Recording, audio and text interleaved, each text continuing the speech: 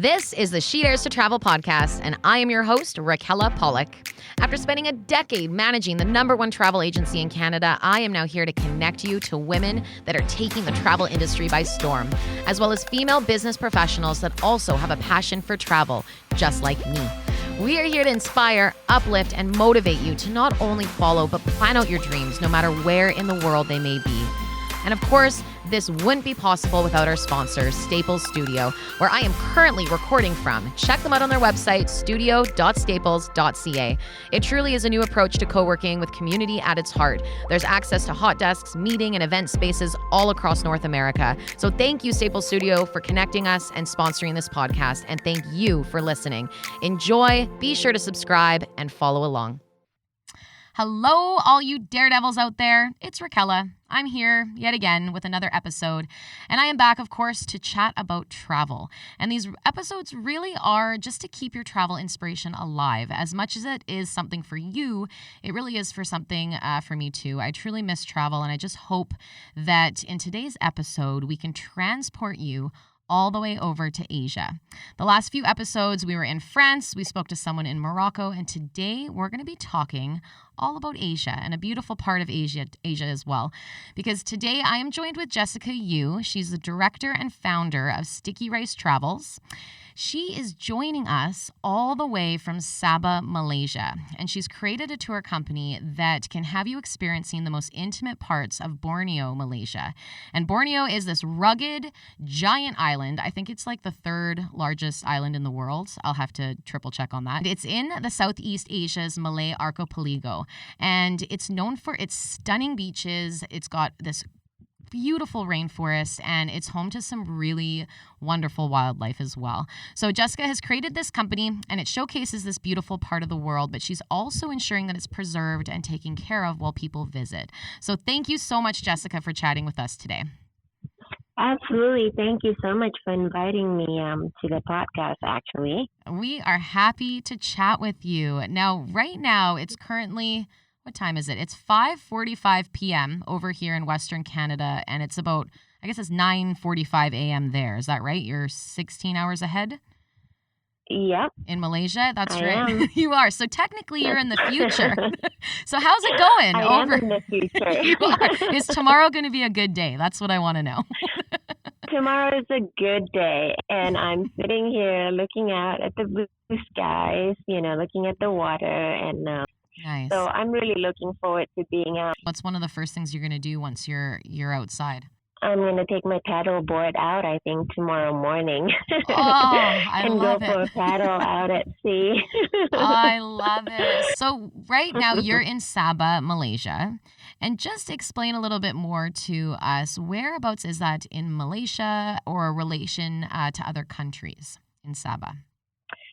So, everybody's sort of Southeast Asia, and I think with Sabah, we're part of Malaysia, but Malaysia is made up of 2 parts. You have the peninsula, which is the bit that juts down from the mainland of Thailand and Vietnam, Yeah.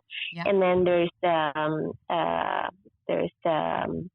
South China Sea, and you have to get on a plane for about 2.5 hours from the capital of Malaysia, which is Kuala Lumpur, to get to where I am, which is the Malaysian part of Borneo. And Borneo, as you said before, is the 3rd largest island in the world. Well, that's true. Okay, good. Yeah, you're right. Good. With this, sometimes less known, just because I think as a destination, it can be a bit more niche, in the sense that I think when you think about Southeast Asia, people don't immediately think about Malaysian Borneo as their first destination, Yeah. But the focus here is mostly, rainforest. Obviously, a big part of the island of Borneo is still covered in rainforest, especially where I am at in Sabah, the northern part of Borneo, and that's a big draw. And then, of course, we are right at where, like, the Coral Triangle region is, where we have the richest marine biodiversity in the world also. Wow.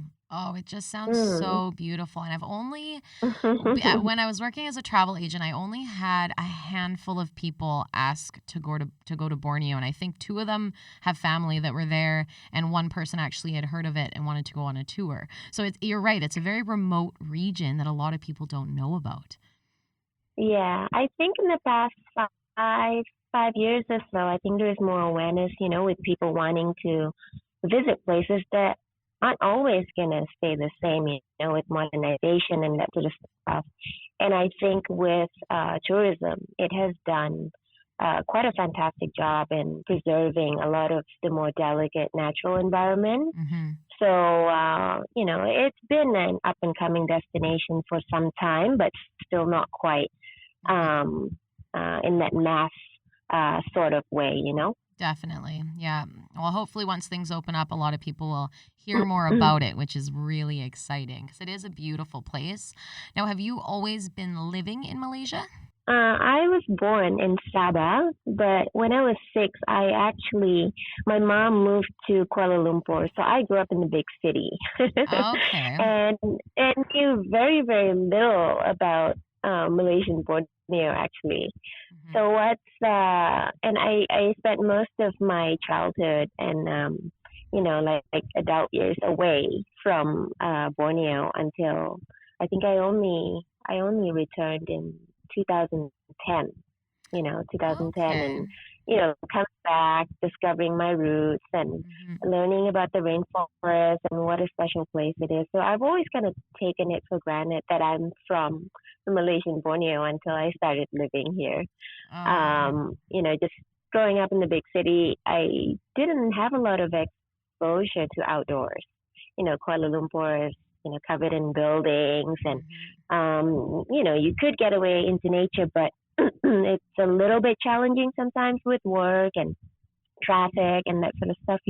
yeah. Um, but yeah, and then post that, I've also lived in several other countries also.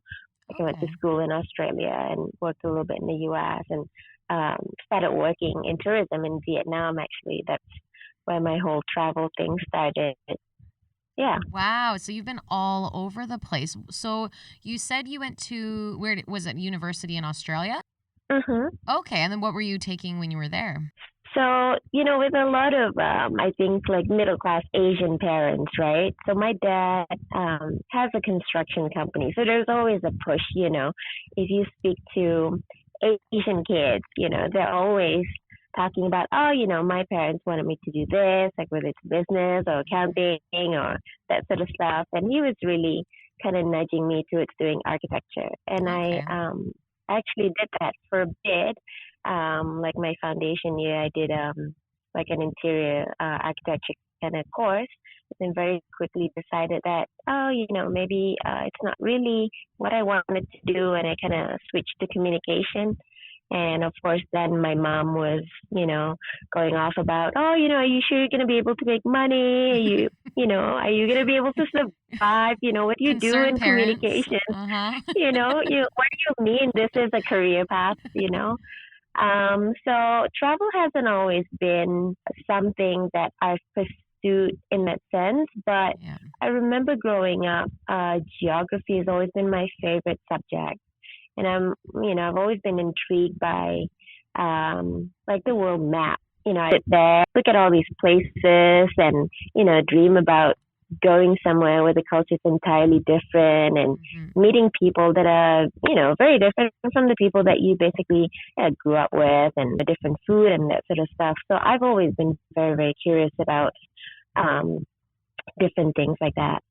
Wow. And with being that you were from Malaysia originally and then going to Hmm. Australia, like how many languages can you speak? That's the thing. I think that's the thing with Malaysians, right? The first time I lived abroad, I didn't realize I'd meet people and I'd say, oh yeah, like I think we take it for granted in Malaysia that we speak several languages Mm, because of like the multicultural, like we've got, in school you learn Malay and English. Mm-hmm. So most people automatically already speak two languages.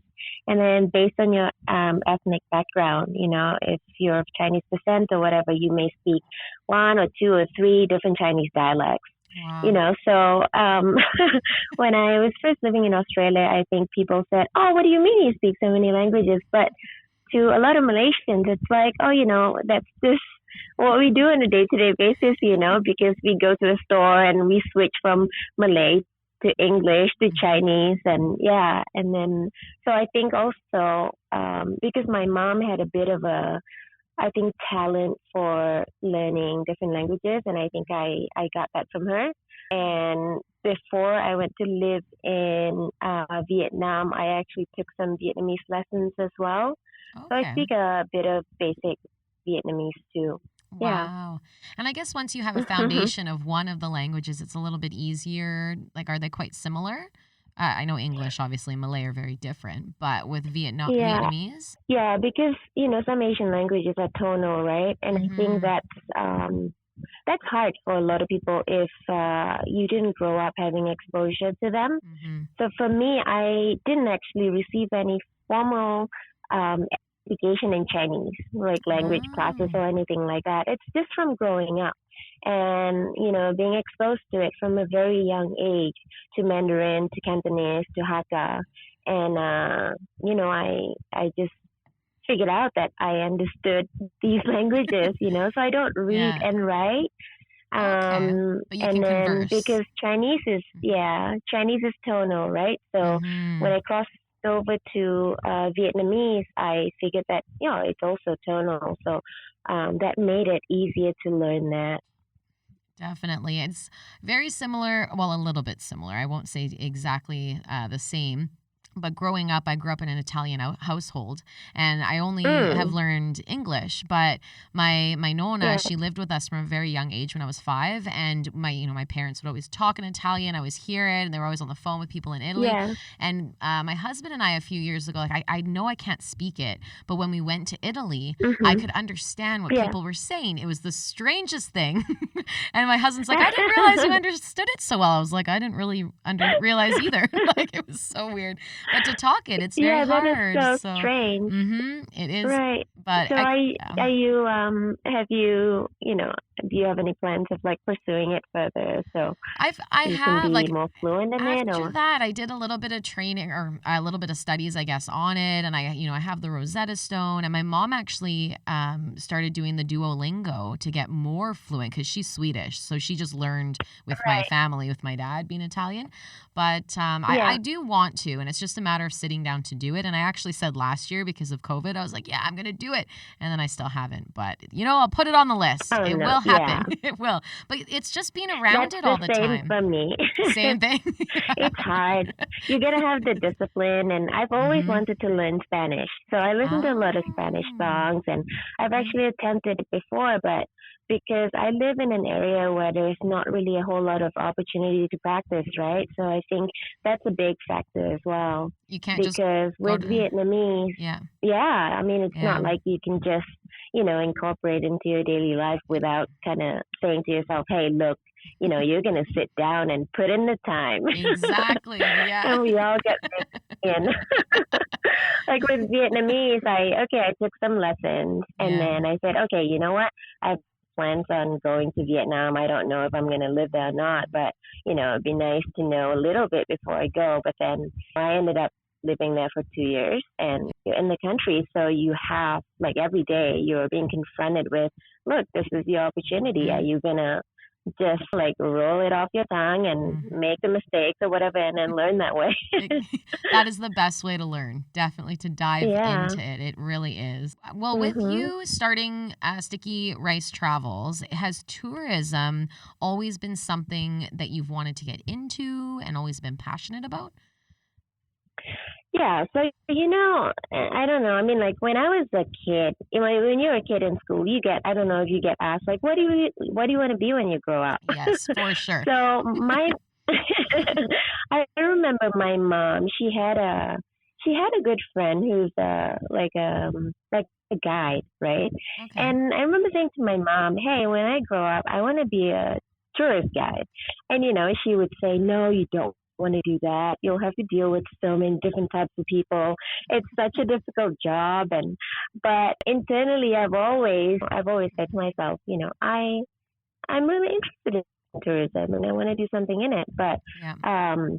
there was just not that kind of. If I had said something like, "Oh, I want to study business," there'd be a big Mm-hmm. push. Yeah, I But I kind of understand. kept it in the background. Yeah. So after I finished my studies, I actually was working in corporate. I was organizing like corporate conferences. That was my job Ah. before getting into travel. So I kind of did that for a couple of years, and I was in my early 20s, and I had all these thoughts about, oh, is this all it's gonna be? Mm-hmm. Yeah.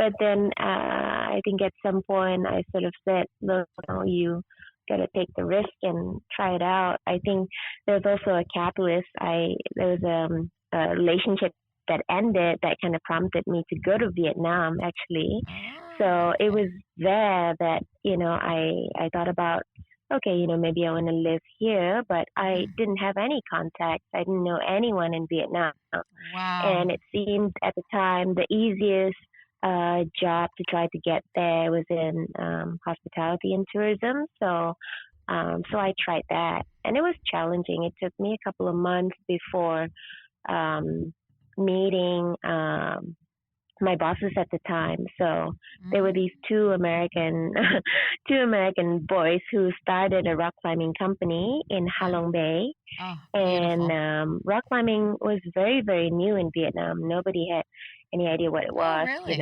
and yeah, and they were Huh. living in Halong Bay on an island called Cat Ba, Okay. and it's quite remote in a sense that I think at the time it had maybe 20,000 people, and the whole island is very large.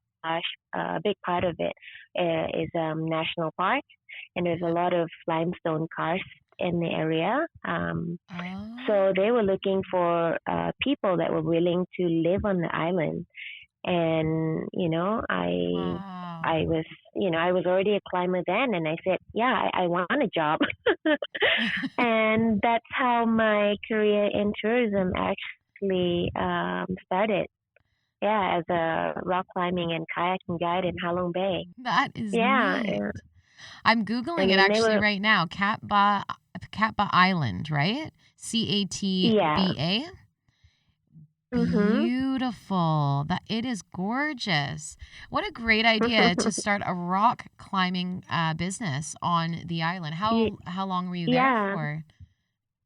I was in Vietnam for a total of 2 years, Hmm. and 1 year I was on Kappa. So Wow.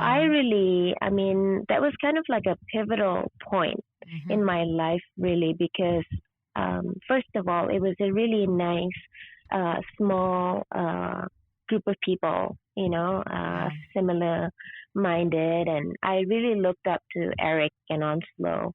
So Hmm. they were the ones who started the company, and it was called Slow Pony Adventures then. But I thought it was really brave of them to kind of pursue their dreams and start a travel company in a remote area, in an entirely different country in Vietnam. Absolutely. And Vietnam was just opening up then. Hmm. So for the first time in my life, I realized that, oh, actually, I am able to do something and get paid for it and enjoy it every day. And I was really passionate about it too, Yeah. because I think growing up, that was never, I don't know, it was never something that I thought was possible. I Hmm. thought a job is a job. You do something, you get Yeah. paid for it. It doesn't really matter whether you like it or not. Yeah. And yeah, I mean, I imagine waking up every day to take people rock climbing. I would go on a boat, and you'd go through these like limestone karst formation on the boat to get to the beach, and you set up like the top rope for people to climb, and sometimes I'd Uh, take people kayaking, and it was absolutely amazing. it just goes to show sometimes that seeing someone else do it, and sometimes you just don't know how inspiring you are, but other people see what you're doing and you think, huh, I never thought that was possible, but maybe I could do it too. And it sounds like you had that Yeah. moment with these guys because it's such a great idea, and it is true for many of us, and especially here in North America. It's like you go to work, you collect your paycheck, you go home.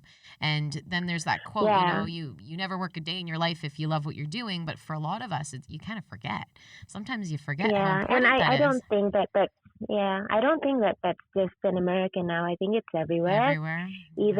Yeah. Even with like developing countries and everything, as Yeah. people kind of like go into like a 9 to 5 kind of existence, right? And Mhm. yeah, you just get caught up in all of that. So Definitely you do. yeah. So then how did the vision for Sticky Rice travel start after this? So after spending 2 years in Vietnam, at some point, my mom moved back to Sabah from Kuala Lumpur, Mhm. and she was always, I attribute a lot of my traits to her, in the Mhm. sense that she's always said, oh, you have to be independent, and you work for what you want and that sort of thing. Yet at the same time, she was always saying like, okay, what are you doing with your life right now? Okay, is it a phase that you're going through? You're Mhm. working in tourism. Is that a real job? But then when she moved back, she sort of said to me, and I was having a bit of a work visa issue in Vietnam as well at the Mhm. time. So she said to me, I'm moving back to Sabah, and if you like tourism and outdoors, Sabah is a wonderful place for it. So I kind of considered it, and took her up on it and came back. Came back Wow. at the age of, how old was I? I think I was maybe 29 at the time. Yeah. Returning to a place that's really entirely different, even though I'm Sabahan, that's what we call ourselves, people Sabahan. from Sabah. Okay. But coming back here, it was an entirely new place or environment or Mm. like subculture, Yeah. because the dialect, the Malay, is also different from Peninsula where I grew up, and Yeah. so it was like coming to a new place. Wow. And I did find out that, yeah, there's amazing outdoors, there's Mhm. diving, there's hiking, there's national parks. But in terms of job opportunities in tourism, because tourism hasn't been around that long here. Mm. So it Okay. was really at its kind of like infancy at the time. Mhm. Um, and a lot of the activities or programs, travel programs, I mean, were more geared towards, like very engineered towards more mass tourism kind of thing, you know? Okay. Yeah. So, yeah, coming back, I sort of looked around and, having the exposure that I had in Vietnam. And prior to that, I had traveled to different places as well, Mhm. like in the US and Europe and Southeast Asia, right? Yeah. I definitely thought that something was missing. Wow. There's like a gap there that someone's not doing or not pursuing, right? Mhm. And after about a year being here, I met Charlie, who's my business partner, Mhm. and he's American, and he had been living in Sabah for several years at the time, Okay. and he was guiding like school expeditions into the interior of Borneo, for I think high school kids as well as university students. And he was also at the point where he was trying to find something more concrete in terms of staying put in Borneo. So he kind of said, maybe we should start a travel company.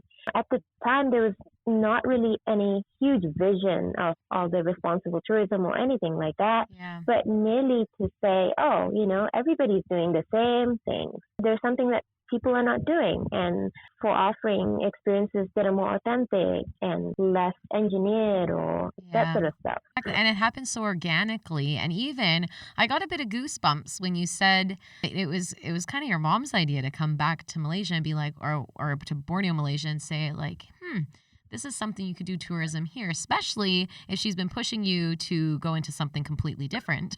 So good on your Yeah. mom for seeing that as well, right? And I'm sure she wanted you close by because you know how parents do. Yeah, I mean, yeah, it's 2021, and I'm Yeah. still here, and I never would have thought, because when I when I had to leave Vietnam, I was actually really brokenhearted Oh, yeah. because I really liked it and I learned a lot, not just in tourism, but also as a person. It was sort of like a coming of age kind of thing Yeah. because I felt that um, I was really testing the waters, as in I am alone and am I gonna make it on my own without connections or anything like that?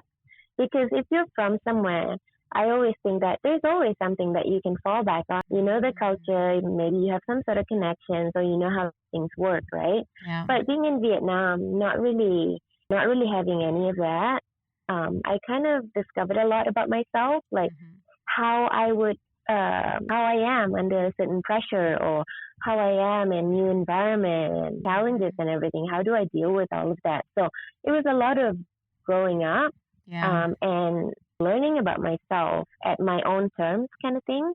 And at the end of like the 2 year period, I was really smitten with the country. I had a lot of respect for its people because when I first went there, I thought about Vietnam as, oh, it's a beautiful country. And Yeah. then living there, learning the language and, learning the culture, learning the history. Vietnam has Yeah. had such Oh, such complex yes, history and, complex. really getting into that, learning the psyche of the people, making friends and seeing the changes from looking at the older generations to the new generations because Vietnam is such a young country, right? Mm-hmm. And just feeling the energy and that sort of thing. And I just developed a whole lot of respect and Wow. for the Vietnamese people and the country, and really enjoying kind of being a part of that.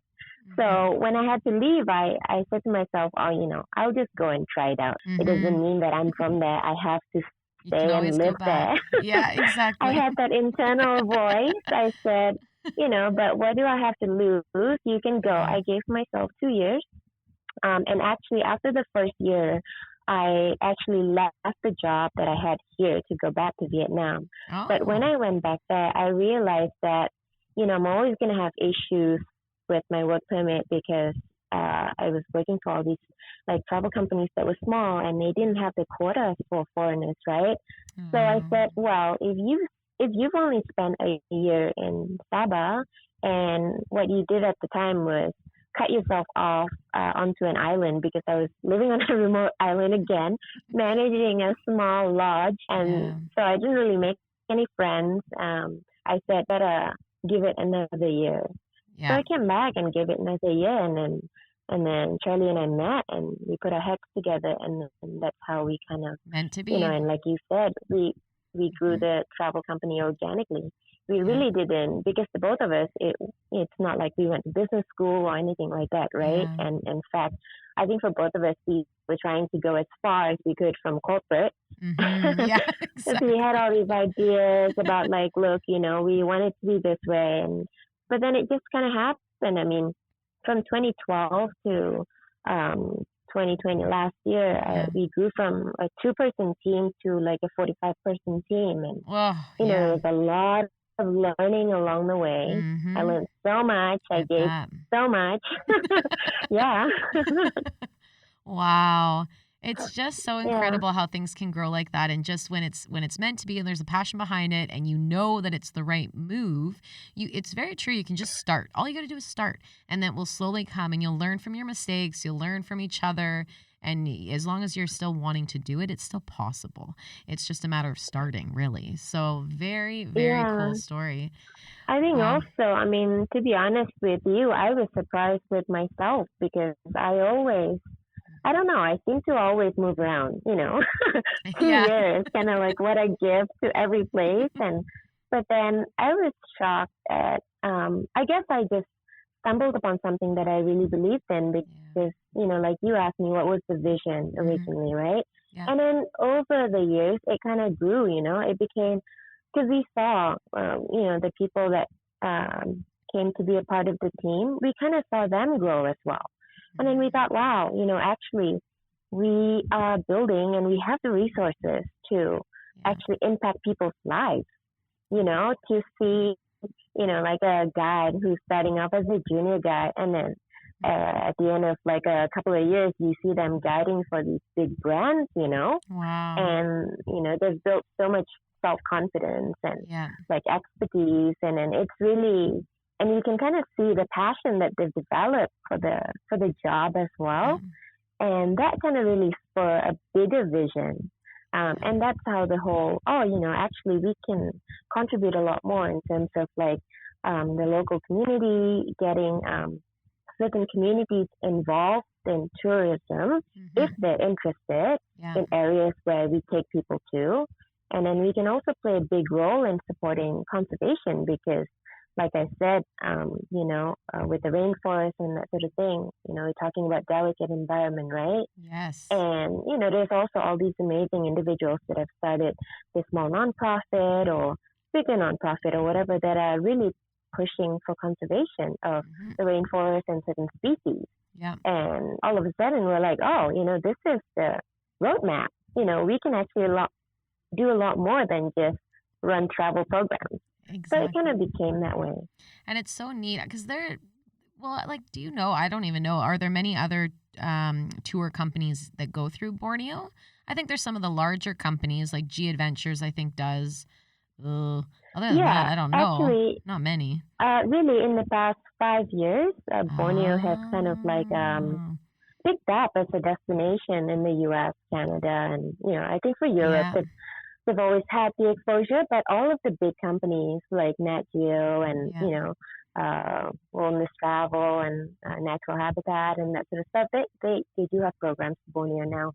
I think the main draw is really rainforest and orangutans, just because conservation is a big thing now, and there are more and more people that are wanting to go to places that may not be the same Exactly. in, I don't know, 5 years or 10 years or 15 years. And I think it's so important that if you're choosing to go to a place like this, to make sure you're picking a company that is sustainable and helping, and that the money is going to those local communities, because that's important. That's something that they need, right? Absolutely. Beautiful. I think that there's a lot of players in Borneo, and I think that it's kind of going that way.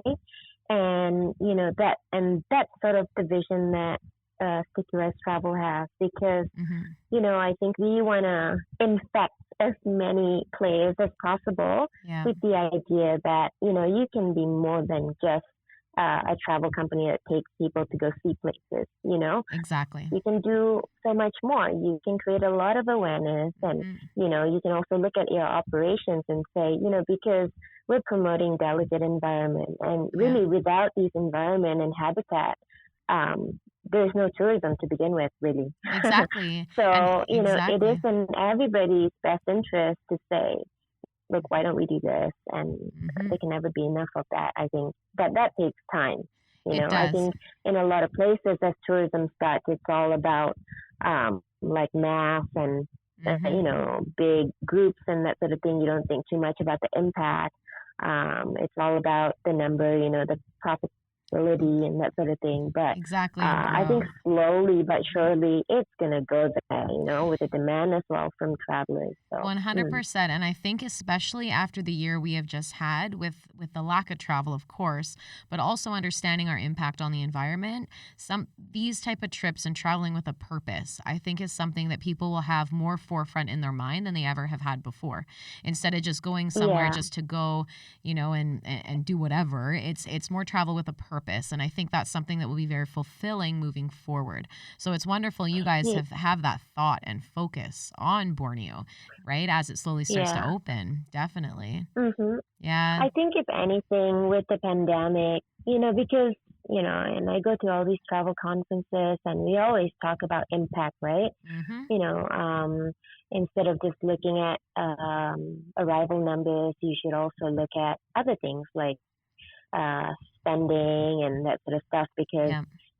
you can have, say for example, you can have 20,000 people and a certain revenue, but maybe you can have 5,000 people and the same amount of revenue, that sort of stuff, right? But I think Exactly. it always takes time, and Yeah. time is not something that the environment always will have, Yeah. That's true. but Yeah. with the pandemic, I think of course there's a lot of downs to it, but there's some ups in terms of tourism. I think Mhm. we're being forced to, oh, okay, people that would go on like big group kind of trips may not go on those anymore. So, it Yes. automatically Yes, pushes yes, for yes, yes. smaller group travel, at Mm-hmm. least for, a few years anyway, and then things have a way to kind of like, go back Go to where it back, was. I But know. I'm hoping that it will really drive something. I have not thought about that before, but that is so bang on because there's tours. I've even been on a tour of 50 people, and it's something that is Yeah. not going to be as desirable as those much smaller intimate ones. And we've done the smaller intimate tours, and you get so much more out of them. You really, really do. And so, so speaking of the Absolutely. tours, then, so walk us through like what is on one of your most popular tours through Borneo. What are some of the places they'd go and the things they would see, or that I would see if I went on one of the trips? So for sticky rice travel, because we specialize in nature and wildlife, Hmm. my favorite destination, for example, in Sabah, is the East Coast Okay. because that's where all the, like the parks are, that's all the mammals are, the wildlife and everything else in between. Like Kota Kinabalu, where I live, is the gateway city. So prior to the pandemic, you Hmm. have flights from all over mainland Asia, like Korea, China, Yeah. Hong Kong, and that sort of thing. But the East Coast is where you see the most in terms of what Malaysian Borneo has to offer. Okay. So, and it's a good mix of activities as well. Like the Kinabatangan River is where you go on river cruises. So I always Mm. say it's really good for urban people that like they don't like creepy crawlies because all you got to do is That's sit on true. a boat. You go out really early morning and it's nice and it's foggy and Oh. misty. It's pretty magical, before the sun even comes up What and and all the what wildlife is just waking up. Yeah, what so sorry. I was just going to What were you ask, saying? what was the river name again? Kinabatangan River. It's a mouthful. Chinnabatanyan. I know. Okay, Chinnabatanyan. Okay, I'm gonna look that up because I haven't actually heard of that. Yeah. So okay, so misty rivers. You can see hear the animals. What type of animals are do you see and hear? You see, several species of hornbills, many different types of birds.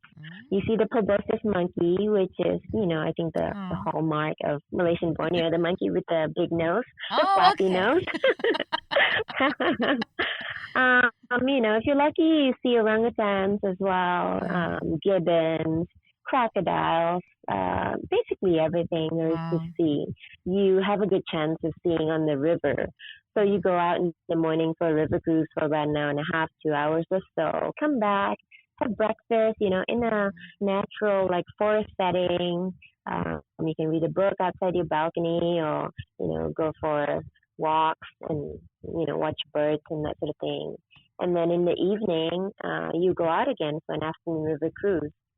And Oh. then nighttime, you go out on a river cruise again for nocturnal wildlife. Oh, wow. So, it's very easy, it's very comfortable. Yeah. So yeah, the Kinabatangan is a really pleasant place to be and, it's great for everyone from families with kids to couples, because Mhm. I think when a lot of people think about Borneo, sometimes people think about having to rough it out, but it's quite the contrary actually today, especially with Sabah. Yeah. So Kinabatangan, you fly for about 50 minutes from Kota Kinabalu, the city, and you're there. And Oh. you check into a nice lodge, and some lodges have got fans, some air conditioning, and it's a nice setting. And yeah, Oh. it's easy and beautiful. That sounds like exactly my kind of holiday. Like, exactly. Easy and beautiful. That's what I love. I mean, I'm all for an adventure, but it's so nice to have. There's something to be said sometimes about having just a really comfortable place to go back to, after a day of Yeah, adventuring. Yeah, definitely. especially when it comes to the jungle, because Yeah. where we're at, it's always hot and humid. Mm-hmm. So it can be challenging for people that are not used to the humidity Yeah. and what more being in the jungle and everything. So there's something for everybody here. Like I said, Kinabatangan is really pleasant, and whenever I'm crafting a trip, I like to start people off here because it's an easy gentle ease into the forest. Yeah. And then, obviously you do mostly just cruising, so sitting down. And then you go on to the next destination. One of my favorite places in Sabah is Danum Valley. Okay. And this is, old growth primary rainforest. So you're talking about towering giant trees. Oh, yeah. And absolutely like lovely just to be in that setting. Yeah. But in Denham Valley, for example, you get to do a mix of activities. So you go on hikes early morning. You can go on short hikes or long hikes. You can swim in the river, Oh, or you wow. can go on like a safari drive also. So it's good that there's a mix of activities that you can do because otherwise Hmm. it gets a bit monotonous, right? If you're just sitting Exactly. on a safari jeep for like 10 days or, something like that. Your butt would So for hurt the after people that, that, usually. The safari for that long. yeah, Oh my gosh. Yeah. yeah, I mean, I absolutely love Africa and I know that Yeah. you can do walking safaris as well, but sometimes for me, like in India or in Africa, where you have to be because there's predators, there's lions, and you can't Hmm. just like go walking around, right? Whereas in Borneo, you can do that because there's nothing that will come and jump on you. Oh, it's so So beautiful. yeah, That's neat. mm. So then with this type of tour, with any food that you can get or food that's included, what are there any local delicacies or type of food in Borneo that's really popular that people could expect?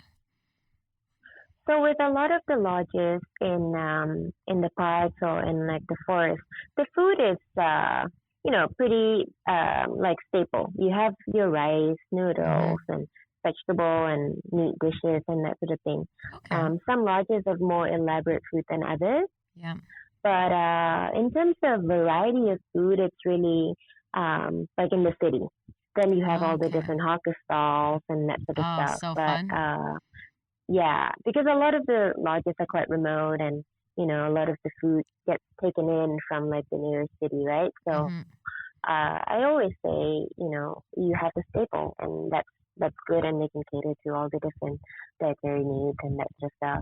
But Nice. yeah, definitely where I live in the city, you can get a whole range of like noodles, curry laksa, which is like a Oh, yum. coconutty, spicy kind of noodle dish with like different roast pork or meat, that sort of stuff. Ooh, that sounds delicious. I love curry. Mm. So good. So I do have to ask, when it comes to sticky rice tour or travels and Borneo right now, are there other ways that we can continue to support you guys? Because I know tourism, of course, is down after the last year. Or any suggestions that you have for us when we are looking for future tours? Yeah, unfortunately for us, we considered pivoting, all those keywords, right? But Mm-hmm. I think it's challenging, and Yeah. it has been challenging. And I think what we've done is we've stayed active in our Yeah. social medias just because we want people to know that we're here. We're Yeah. just hibernating because that's all we can do right now. Yeah. Um, we're definitely excited about when borders are going to start opening again Mm-hmm. because I think everybody on the team feels a bit restless. Like the guys are really missing their jobs. I mean, they absolutely love what they do. It's so amazing, and I have so much respect for them because Yeah. you can see it, and imagine not being able to, Mm-hmm. not being able to do their job, right? Yeah. So yeah, we stayed active on our social medias. We've kept Good. in touch with our fans and our followers and that sort of thing. What we started doing recently is that because Charlie produced the book, because he's an avid nature photographer. So he Okay. produced a book called Trails to Tales, Borneo Trails to Tales. Mm-hmm. Yeah, and we've been promoting that online, and that's available for shipping everywhere. Nice. Whereabouts But can other than you that, where can you get the book? you can reach out to us on our social media or on our website. Okay, perfect. Yeah, for that, and then we'll get back you and will advise you on the shipping charges and stuff. And that has Yeah, been challenging as well because, just shipping today with the pandemic, right? But exactly. we started, I think in the past month, I think we started doing that and it's possible. Nice. So That's such a great yeah, idea. and it's a beautiful like coffee table book, and all of the sales will go towards a community project that we're engaged in near the foothills of Mount Kinabalu. So Oh, yeah, beautiful. uh, Oh, definitely. Well, I'll make sure to include a link with the podcast as well, just so people will be able to find it, and I'll definitely check it out. Beautiful. yeah. That's a great idea. And then whereabouts can everyone find you guys on social media? What's your social media handles or website, and where can everyone find you?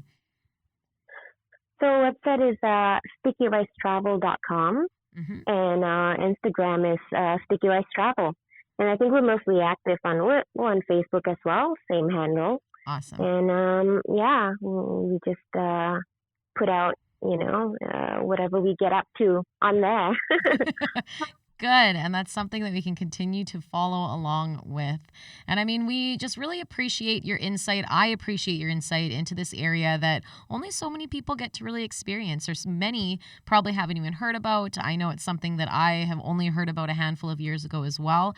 And just your passion for the area and knowledge is definitely something that shines through. And it's incredible what you guys are doing for the local communities and just your story of how you got there. So it's something to be very proud of. So I really, really appreciate you chatting with us today. Thank you. Oh yeah, thank you so much for the opportunity. Like I said, it's lovely to be connecting with other travel professionals out there because I think with the pandemic, it's really important to be, to try to stay connected. It is. It's true. And it's continuing the inspiration and the stories and whatever we can share. And exactly that. Stay connected because it's going to come back. We all know it. It just, we don't know when. But it will happen. And I know Yeah. once it's up and running, everyone's going to be craving that adventure. And Borneo is high on my bucket list. And I do know, for those of you who have listened to other episodes, I say that pretty much every episode about somewhere I haven't been. But it's actually because my list is so long after this past year. And I mean, let's face it, just in general, it's a long list. But Borneo is definitely somewhere to travel. Put it on your list. Do some research about it. Look at Mount Kinabalu. Check out the river. What was that river name again? Kinabalu River. Kinabalu River. Yes, check it out. And Danum Valley, Danum. Denham Valley. Danube Yeah. Valley in Borneo. Absolutely gorgeous. And reach out to Jessica or Sticky Rice Travels if you are interested or just planning anything in the future or just want to get excited about Borneo. If you like this episode, please subscribe, download a few more, and leave a review. I really would love to hear from you, what you enjoyed and what your key takeaways were. And of course, please let me know if there's any aspect of the travel industry you want me to talk about next. You can also search for the hashtag #SheDaresToTravelPodcast on Instagram and comment on the episode's post with your questions. I'd love to answer them all for you guys. I hope you enjoy your day, stay so well, and until next time, fly straight.